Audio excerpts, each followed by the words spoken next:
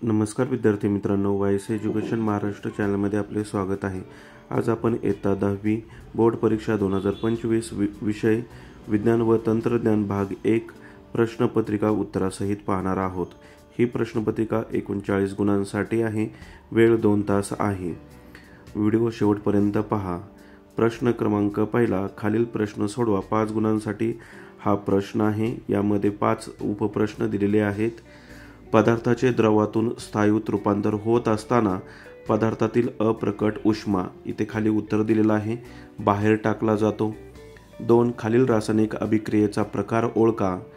अपघटन अभिक्रिया उत्तर आहे। तिसरा प्रश्न, सोडियमचे अणुवस्तुमानांक काढायचा आहे, उत्तर 23। चौथा प्रश्न, सहसंबंध ओळखायचा आहे, उत्तर निम्न कक्षा। 5वा प्रश्न, अनुमान लिहा, उत्तर लिहून दिलेलं आहे, व्यवस्थित वाचन करा। त्यानंतर प्रश्न क्रमांक पहिला, त्यातील बी दिलेल्या पर्यायांपैकी योग्य पर्याय निवडून लिहा। 5 गुणांसाठी हा प्रश्न आहे। पहिल्याचं उत्तर बी ऑप्शन आहे।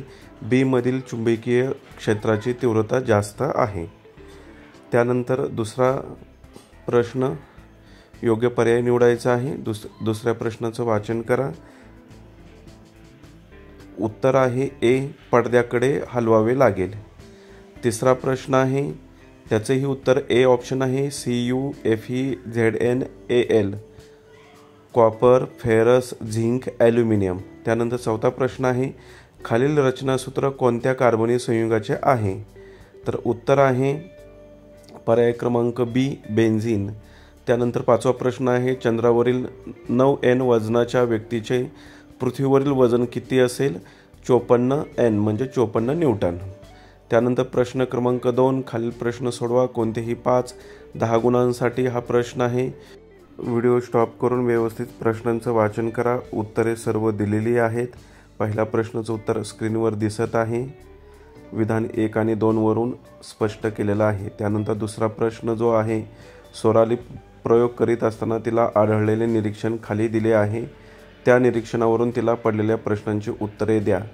ए बी या प्रश्नाचं उत्तर लिहायचं आहे। खाली निरीक्षण दिलेलं आहे, त्याचं उत्तर पहा। एचं उत्तर आर बरोबर 90° क्रांतिक कोन आणि बी आंतरिक परावर्तन। प्रकाश किरण घन माध्यमातून विरल माध्यमात जात असताना आपतित कोनाचे मूल्य वाढत नेल्यास अपवर्तित कोनाचे मूल्य वाढत जाते, परंतु विशिष्ट आपतित कोनानंतर क्रांतिक कोनानंतर मात्र प्रकाश किरण घन माध्यमात परत येतात। हे दुसऱ्या प्रश्नाचं उत्तर आहे। त्यानंतर तिसरा प्रश्न पहा, काय दिलेला आहे, खालीलपैकी ताऱ्यांच्या लुकलुकण्याचे योग्य कारण कोणते? ते कारण स्पष्ट करा। या प्रश्नाचं उत्तर डी, वायुमंडळातील वायूंचा बदलता अपवर्तनांक। उत्तर स्पष्ट करून दिलेलं आहे। हवेची घनता व तापमानातील बदलांमुळे वातावरण स्थिर नसते, त्यामुळे हवेचा अपवर्तनांक सतत बदलत असतो।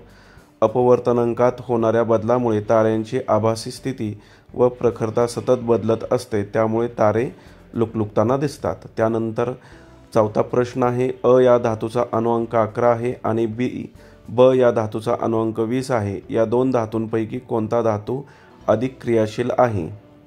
उत्तर लिहून दिलेलं आहे। अ हा धातू ब या धातूपेक्षा अधिक क्रियाशील आहे। अ या धातूचा अणुअंक 11 म्हणजे तो सोडियम आहे।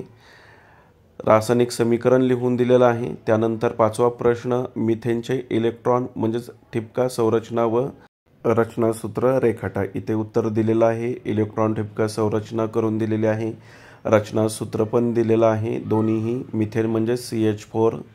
5व्या प्रश्नाचं उत्तर पहा।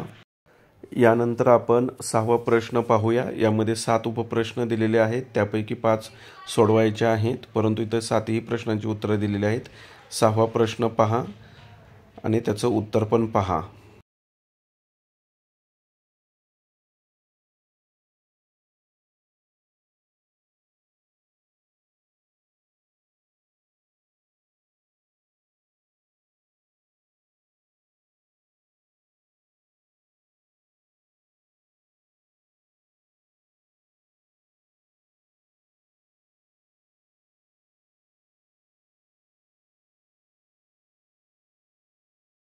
यानंतर 7वा प्रश्न पहा, अवकाश मोहीम म्हणजे काय? अवकाश मोहिमांची गरज व महत्त्व तुमच्या शब्दात लिहा।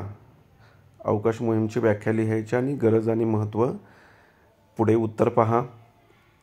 अवकाश मोहीम व्याख्या लिहून दिलेली आहे. व्हिडिओ स्टॉप करून व्यवस्थित पहा. त्यानंतर गरज व महत्त्व यांचे पॉईंट दिलेले आहेत. संरक्षण, दळणवळण, हवामान निरीक्षण, दिशादर्शक इत्यादी संबोधने स्वमत. स्वतःचं मत लिहिलं तरी चालेल. यानंतर प्रश्न क्रमांक 3, प्रश्न क्रमांक 4 पुढील व्हिडिओमध्ये आपण देणार आहोत. यामध्ये प्रश्न क्रमांक 1 आणि 2 उत्तरासहित दिलेला आहे. धन्यवाद.